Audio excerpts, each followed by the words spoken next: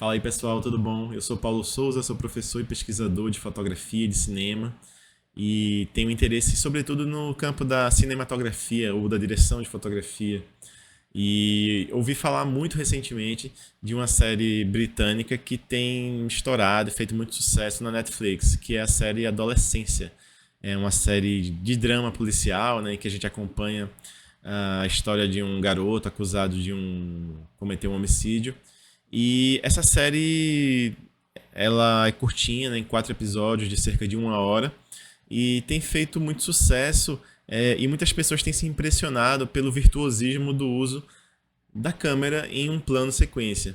E aí eu queria falar com vocês um pouco sobre esse recurso, né, de linguagem que não é nada novo, nada inovador, mas que toda vez que ele reaparece, toda vez que seu uso alcança esse nível de excelência, ele chama muita atenção, né? E isso tem feito a série brilhar ainda mais.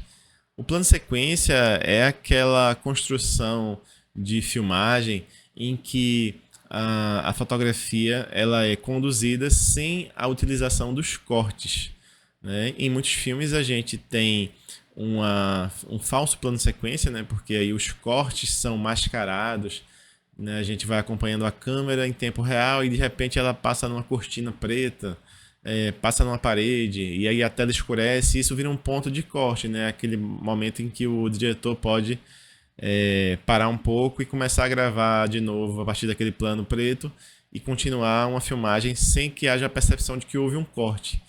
Em Adolescência, a produção, né, a equipe de produção, alega que não houve corte, então é um plano sequência realmente verdadeiro de 1 hora de duração, o que é extremamente complexo.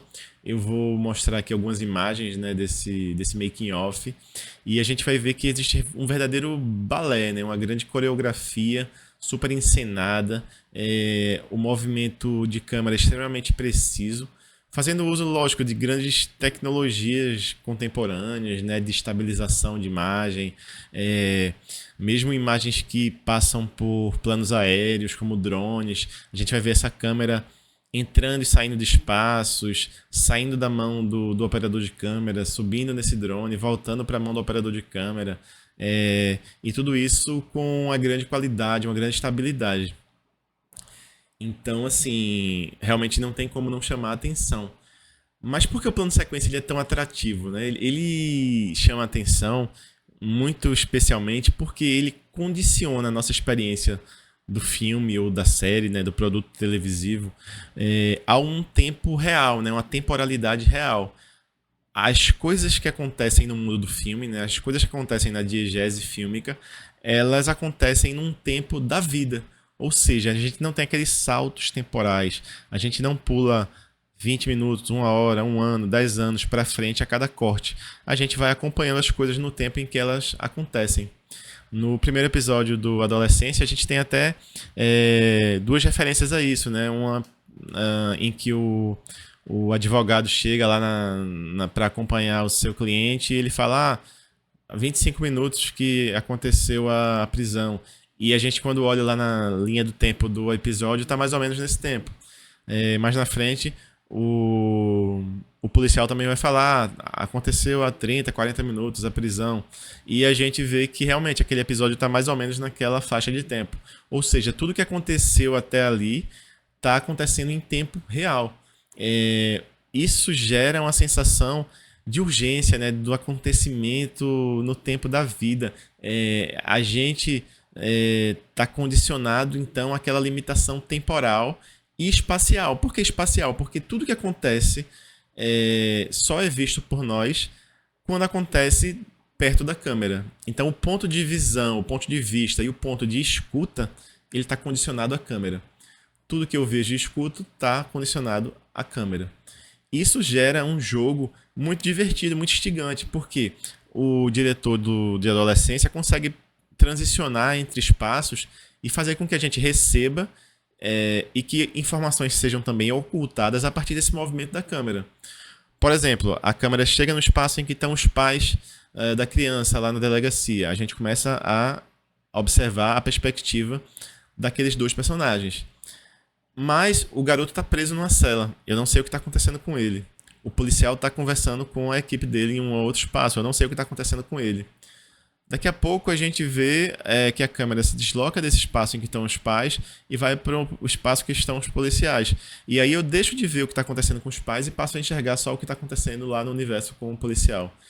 E essa brincadeira de avançar no tempo, mostrando novas informações e escondendo outras, é muito interessante. Acontece que assim, isso também gera uma certa limitação de construção narrativa. Por exemplo, eu não posso fazer uma elipse temporal com muita liberdade. E eu não posso deixar com que o filme tenha um tempo morto em que nada aconteça durante muito tempo.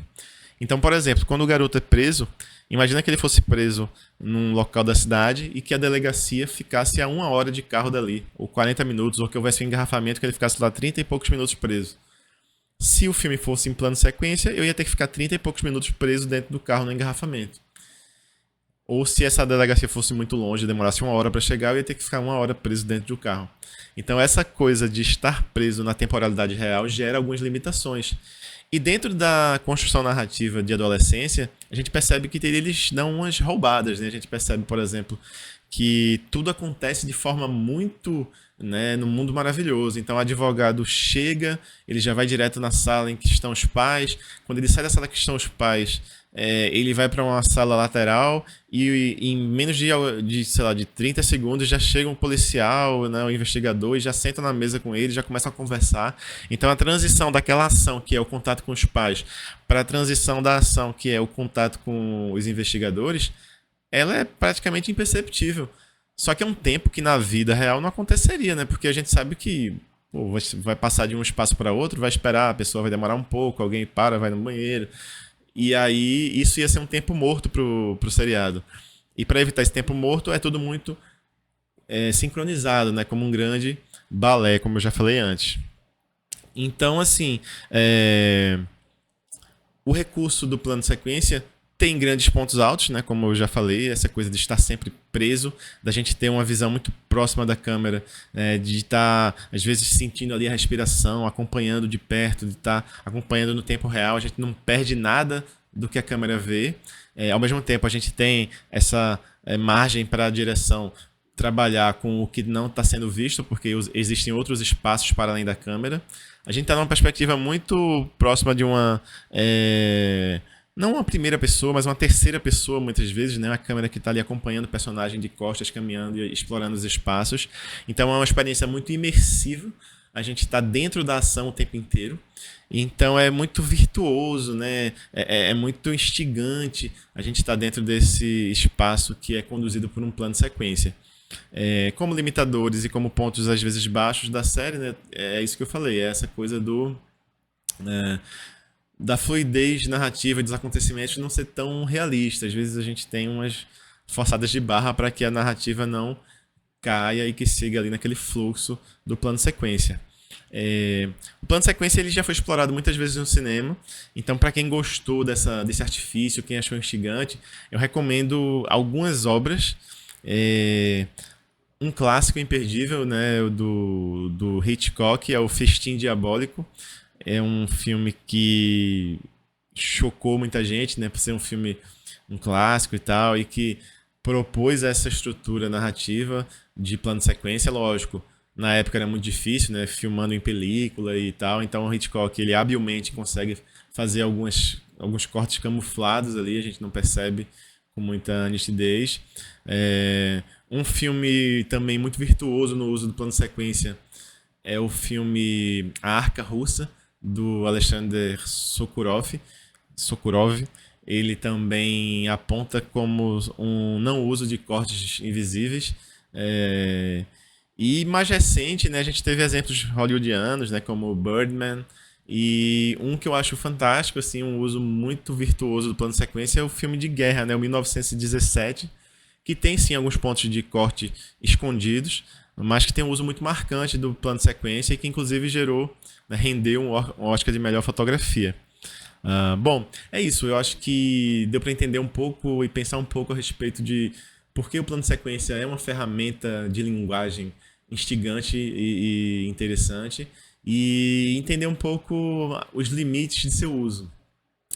Mas assim, deixa aí o canal aberto para comentários, dúvidas, né, provocações, e a gente vai pensando em novos caminhos e outros seriados e filmes para ir comentando e pensando um pouco mais nessa discussão em torno da linguagem fotográfica, audiovisual, da fotografia, do cinema e por aí vai, tá bom? Um abração e até o próximo vídeo.